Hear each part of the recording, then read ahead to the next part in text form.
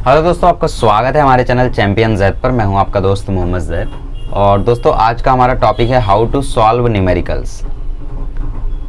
तो न्यूमेरिकल्स कैसे करें बोर्ड लेवल पे, बेसिकली जेईई के एमसीक्यू वगैरह की बात नहीं कर रहा हूं मैं, ठीक है। तो देखो, न्यूमेरिकल्स आपसे तभी बनेंगे जब आप लोग चैप्टर का फील लोगे, ठीक है। Feel the concept. अगर आप लोगों को कंसेप्ट का फील आ गया ना, तो देखो जैसे जेईई मेन हो गया, नीट हो गया, बेसिकली नीट के आधे से ज़्यादा फिजिक्स के क्वेश्चंस ऐसे होते हैं जो फील से हो जाते हैं। जैसे मान लो उन्होंने कुछ क्वेश्चन दिया आप लोगों को, जैसे चलो ठीक है, एक प्रॉपर मैं टॉपिक ढूंढ लेता हूँ जिससे आप लोगों को एक्सप्लेन कर सकूँ। उन्होंने एक क्वेश्चन दिया, मान लो फोटो इलेक्ट्रिक इफेक्ट से, उसमें उन्होंने इंटेंसिटी और किसी और एक चीज़ का रिलेशन दिया और उसके बेसिस पे क्वेश्चन पूछा। मतलब उन्होंने इंटेंसिटी दी और उसके दूसरे के बारे में क्वेश्चन पूछा।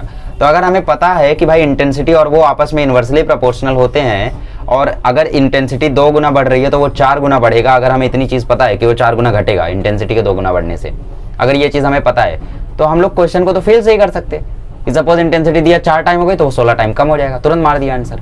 तो नीट में तो आधे से ज़्यादा क्वेश्चन आपसे फेल से हो जाते हैं। ऐसा क्यों? क्योंकि आपको कंसेप्ट की फील होती है। कुछ स्टूडेंट्स ऐसे होते हैं जो टाइम पीरियड का फॉर्मूला T=2π√L/g याद कर लेते हैं, लेकिन अगर मैं उनसे बोल दूं ये फॉर्मूला कैसे आया तो वो डिराइव नहीं कर पाएंगे, ठीक है।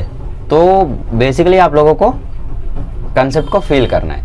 अब ये फील कैसे होगा? मेरे लेक्चर्स देख के, ठीक है। अब मैंने सारे लेक्चर्स तो अपलोड नहीं किए हैं, बट नवंबर एंडिंग से पहले लगभग फिजिक्स कंप्लीट हुई रहेगी चैनल पे।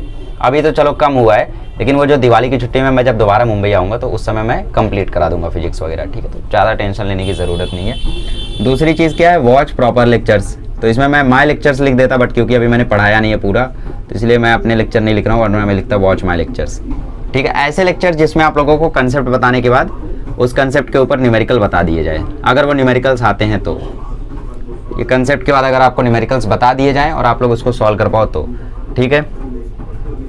Understand the formula. आप लोग क्या करते हो? आप फॉर्मूले को रट्टा मारते हो, है ना, कि भाई ये फॉर्मूला है, ऐसा होने पे ये फॉर्मूला लगाना है। फॉर्मूले को समझो कि फॉर्मूला आया कहाँ से है, वही फॉर्मूला क्यों आया, उस फॉर्मूले में क्या किससे रिलेट करता है ना, ये सारी चीज़ें आप लोग समझो। अगर ये सारी चीज़ें आप लोग समझोगे तो प्रॉपरली आप उस चीज़ का यूज़ कर पाओगे, है ना। तो बेसिकली ये चीज़ होती है। और चौथी चीज़ होती है practice as much as possible, ठीक है। जैसे आपकी बोर्ड की बुक में कुछ चैप्टर्स के न्यूमेरिकल्स ऐसे हैं जो आप लोगों को सिर्फ 2-3 बार ही करने हैं और आपको दोबारा नहीं करना है। जैसे काइनेटिक थ्योरी ऑफ गैस एक ऐसा चैप्टर है जिसके आपको न्यूमेरिकल्स एक बार आ गए तो फिर वो कभी नहीं जाएंगे। केमिकल थर्मोडायनेमिक्स एक ऐसा चैप्टर जिसके न्यूमेरिकल आपको एक बार आ गए तो वो कभी नहीं जाएंगे, ठीक है, मोस्टली।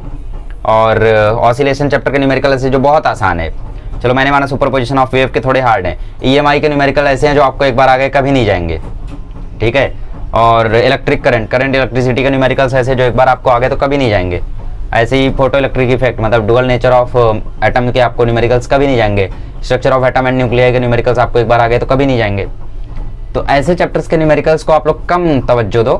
और रोटेशनल डायनेमिक्स के न्यूमेरिकल हो गए, मैकेनिकल प्रॉपर्टीज ऑफ फ्लूइड्स हो गया, है ना, सुपरपोजिशन ऑफ वेव हो गया, वेव ऑप्टिक्स हो गया। बेसिकली वेव ऑप्टिक्स तो और ज़्यादा इसमें आता है। तो इनके न्यूमेरिकल्स को आप लोग ज़्यादा से ज़्यादा प्रैक्टिस करो, ठीक है, क्योंकि इनकी प्रैक्टिस आप जितनी ज़्यादा करोगे उतना ज़्यादा आप लोगों को आइडिया मिलेगा कि इसमें करना क्या है और कैसे करना है, ठीक है।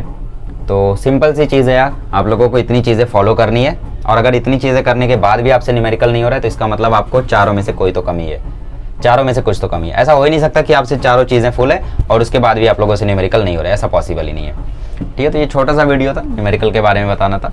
तो अगले लेक्चर में मिलेंगे तो हम लोग डिस्कस करेंगे कि आप लोग अपना फिजिक्स कैसे मजबूत बना सकते हो फॉर 12th स्टैंडर्ड। चलिए मिलते हैं अगले लेक्चर में। Thank you so much.